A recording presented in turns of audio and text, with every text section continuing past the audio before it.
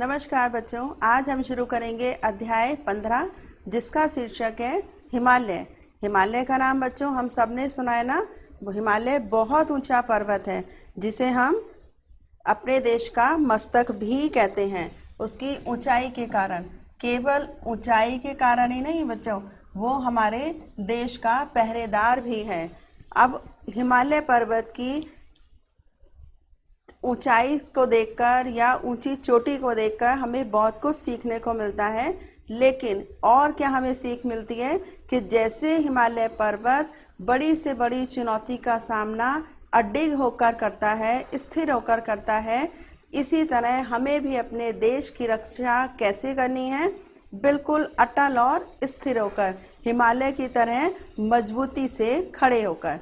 तो ये हमें सीख मिली है आज एक कविता के माध्यम से। पहले हम कविता पढ़ेंगे और फिर देखेंगे कि हिमालय के किन किन गुणों का इसमें वर्णन किया है और कौन कौन सी गुण हमें सीखने हैं। तो शुरू करते हैं बच्चों आज की कविता।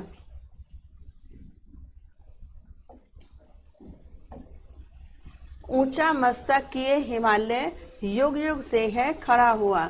ये देखिए पिक्चर किसकी दिखा रखी है बच्चों, हिमालय पर्वत की। बहुत ऊंचाई है इसकी और ये ऊंचाई ऐसी कि शत्रु भी इसको पार नहीं कर सकता। साथ साथ में जो ठंडी ठंडी हवाएं चलती हैं, बर्फीली हवाएं चलती हैं और आंधी तूफान आते हैं, उससे भी हमारे देश की रक्षा करता है। कैसे? अडिग खड़े होकर। और कब से खड़ा है? बहुत युगों से। ऊंचा मस्तक किए हिमालय, ये मस्तक है हिमालय का बहुत ऊंचा, युग युग से है खड़ा हुआ।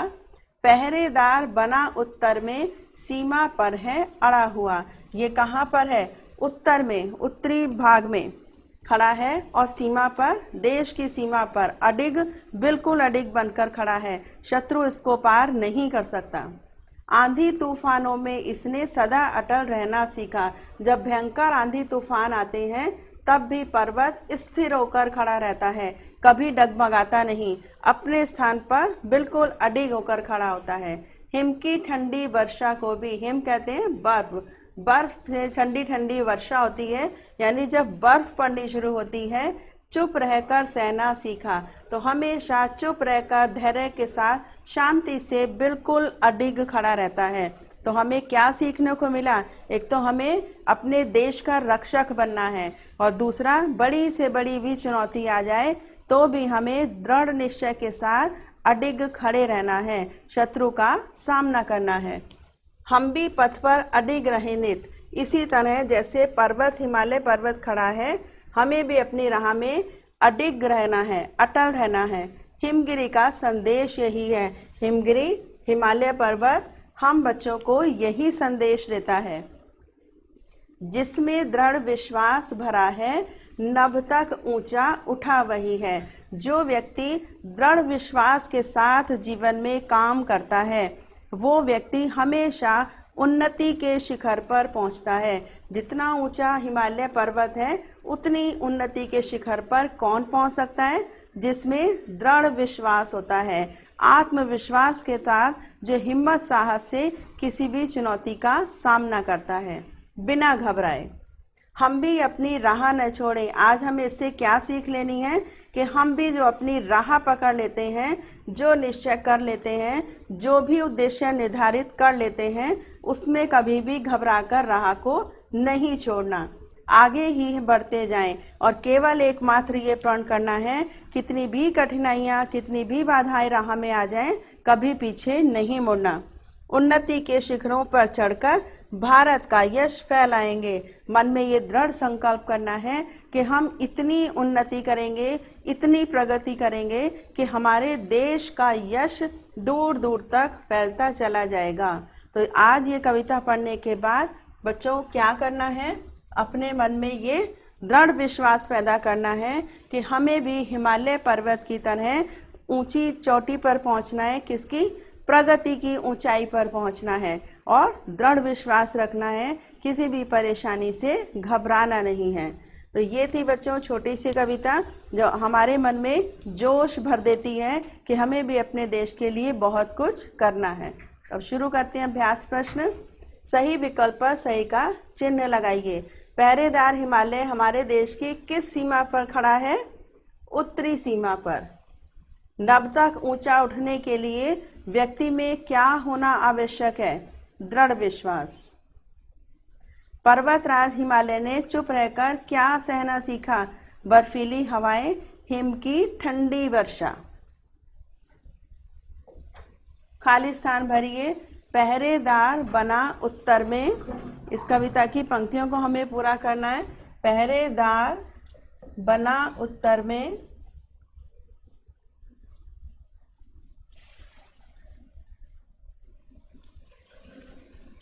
हिम पर है खड़ा हुआ,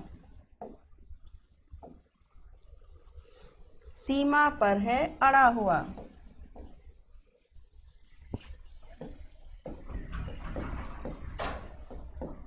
हिम के शिखरों पर चढ़कर भारत का यश फैलाएं। निम्नलिखित प्रश्नों के उत्तर हाँ या नहीं में देने हैं। हिमालय भारत का पहरेदार है। सही जवाब है हाँ। हिमालय भारत की दक्षिण दिशा में खड़ा है। ये गलत है, उत्तर दिशा में। हिमालय का संदेश है कि हम भी सदैव अपने पथ पर अडिग रहें, जैसे पर्वत, हिमालय पर्वत रहता है। दृढ़ विश्वास की कमी से व्यक्ति उन्नति कर सकता है? बिल्कुल नहीं। यदि हमें उन्नति के शिखर पर पहुंचना है तो हमें क्या करना है? दृढ़ विश्वास हमारे अंदर होना चाहिए। नेक्स्ट प्रश्न, निम्नलिखित प्रश्नों के उत्तर दीजिए। कवि ने हिमालय को भारत का पहरेदार क्यों कहा है? क्योंकि बड़ी से बड़ी चुनौती से, शत्रुओं से हमारी वो रक्षा करता है। आंधी और तूफानों में हिमालय कैसे खड़ा रहता है? बिल्कुल अडिग रहकर। हिमालय से हमें क्या संदेश मिलता है? कि हिमालय की तरह हमें भी दृढ़ विश्वास के साथ अडिग रहकर खड़े रहना चाहिए, हर चुनौती का सामना करना चाहिए। हम भारत का यश कैसे फैला सकते हैं? उन्नति के शिखर पर पहुंचकर। तो ये थी बच्चों आज की छोटी सी कविता, जिससे हमें क्या सीखने को मिला? कि हमें हिमालय पर्वत की तरह बड़ी से बड़ी चुनौती का सामना अडिग रहकर, अटल रहकर, दृढ़ विश्वास के साथ करना है। तो ये था बच्चों आज का अध्याय। कल फिर मिलेंगे एक नए अध्याय के साथ। तब तक के लिए हैप्पी लर्निंग।